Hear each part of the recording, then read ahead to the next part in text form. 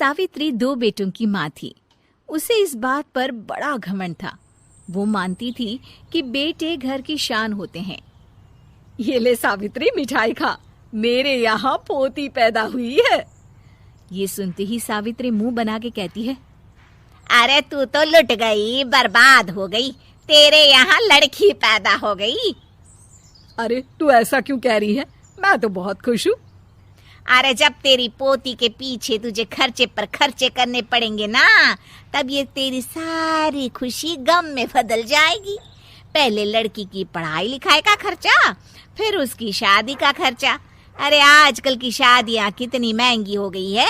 गहने बनाओ, लाखों रुपए पानी की तरह बह जाते हैं। लड़कियाँ तो सिर्फ खर्चा करवाने के लिए ही पैदा होती हैं। इस तरह लड़कियों के प्रति अपने विचार व्यक्त करते हुए सावित्री ममता को लंबा चौड़ा भाषण देके चली जाती है। अब तो आप लोग इस कहानी में सावित्री देवी का पात्र अच्छी तरह समझ ही गए होंगे।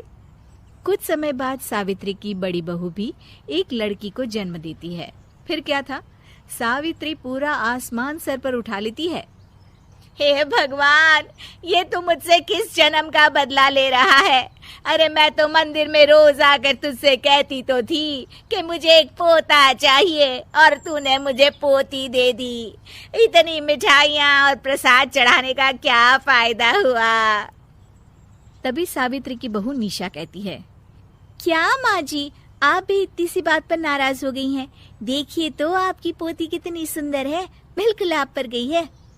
अरे चुप कर, तुझे 9 महीने इतने महंगे महंगे काजू बादाम फल फ्रूट खिलाने का फायदा क्या हुआ?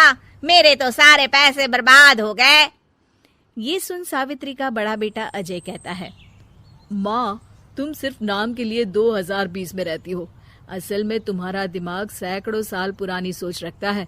आज के जमाने में लड़का और लड़की में कौन फर्क करता है। मैं तो बहुत खुश हूँ कि भगवान ने मुझे लक्ष्मी के रूप में बेटी दी है। लेकिन सावित्री पर अजय की बातों का कोई असर नहीं होता। नालायक, अपनी पत्नी की जबान बोल रहा है। मेरा बड़ा बेटा तो हाथ से गया। लेकिन सावित्री देवी हार मानने वाली नहीं थी। वो पोते की चाह में अपने छोटे बेटे विजय की शादी करवा देती है।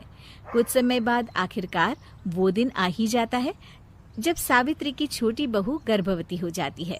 सावित्री इतनी खुश हो जाती है कि वो बच्चे के जन्म से पहले ही सारे मोहल्ले में ढिंढोरा पीटने लगती है। ये क्या सावित्री, तू तो पोते के जन्म से पहले ही मिठाई बांट रही है। पहले पोता पैदा तो होने दे, और फिर क्या पता अगर पोते की जगह पोती पैदा हो गई तो। ये सुन सावित्री चिढ़ जाती है। अरे अपनी काली जबान मत चला। मेरी मिठाई खा के मेरा ही बुरा सोच रही है। बड़ी आई, ला मेरी मिठाई वापस कर। देख लेना, इस बार मेरे यहाँ पोता पैदा होगा, पोता। लेकिन ठीक इसका उल्टा होता है। सावित्री की छोटी बहू भी एक लड़की को जन्म देती है। सावित्री फिर से रोना धोना शुरू कर देती है और अपनी छोटी बहू को कोसते हुए भला बुरा कहने लगती है। देखते ही देखते ये सावित्री की रोज की आदत हो जाती है।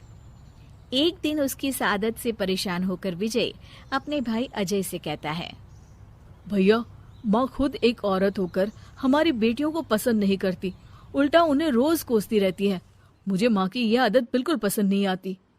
अरे तू ठीक कहता है, मैं भी अब माँ से तंग आ गया हूँ।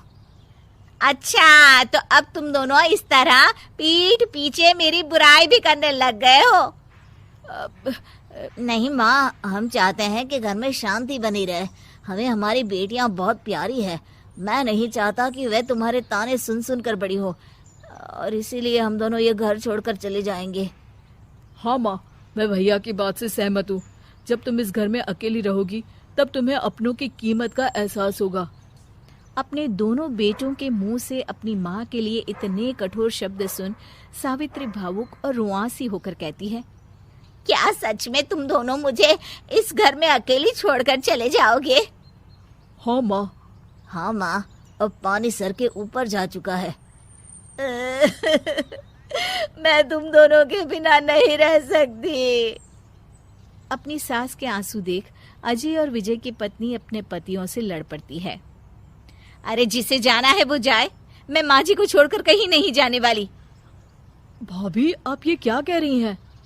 वही जो तुम सुन रहे हो, दीदी बिल्कुल सही कह रही है। हम बेटियों के संस्कार हमें सिखाते हैं कि सास माँ समान नहीं बल्कि माँ ही होती है और उस माँ की जिंदगी भर सेवा की जाती है। बेटे अपना फर्ज भूल सकते हैं, लेकिन बेटियां नहीं। आप दोनों शौक से जा सकते हैं। माँ जी, हम दोनों के रहते आपको किसी बात की फिक्र करने की जरूरत नहीं। फिर क्या था, सावित्री के ऊपर छाए बेटों के घमंड के बादल उसकी बेटी स्वरूप बहुओं के तेज के आगे आंसू के रूप में परिवर्तित होकर सावित्री की आंखों से बहने लगते हैं और वो उन दोनों को गले लगा लेती है। मैं जिंदगी भर बेटियों को कोसती रही, लेकिन आज तुम दोनों को देख मुझे समझ आ गया कि बड़े अभागे होते हैं वो लोग जिनके घर बेटियां नहीं होती।